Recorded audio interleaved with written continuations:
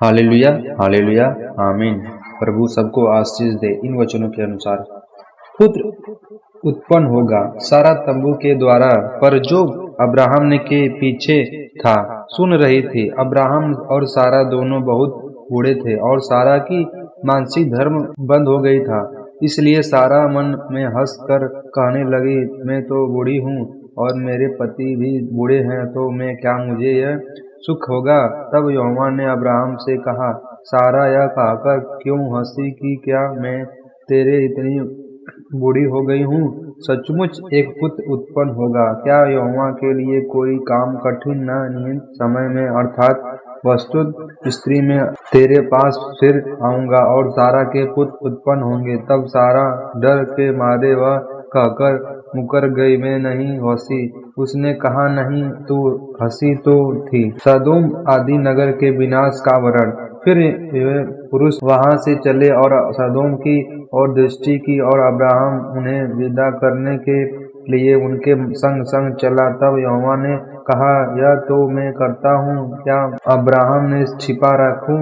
Abraham से तो निश्चित एक बड़ी और सामर्थी जाति उपजेगी और पृथ्वी की सारी जातियों उसके द्वारा आशीष पाएंगी। क्यों, मैं जानता हूँ कि वह अपने पुत्रों और परिवार को जो उसके पीछे रह जाएंगे आज्ञा दे कि वे यहोवा के मार्ग में अटल बने रहें और धर्म और न्याय करते रहें, ताकि जो कुछ यहोवा ने अब्राहम के विषय में कहा है उसे पूरा करे। फिर यहोवा ने कहा, सदोम और अमोरा की चिलचिलाहट बढ़ गई है और उनका पाप बहुत भारी हो गया है, इसलिए वे उतरकर देखूंगा कि उसकी जैसी चिल्लाहट मेरे कान तक पहुंची है। उन्होंने ठीक वैसा ही काम किया है कि नहीं, और न किया तो मैं उसे जान लूंगा। तब वे पुरुष वहां से मुड़ के सदोम की ओर जाने लगे और अब्राहम यहोवा के आगे खड़ा कर गया। तब अब्राहम उसके समीप जाकर कहने लगा, क्या तू सचमुच दुष्ट के संग धर्मी का भी नाश करेगा?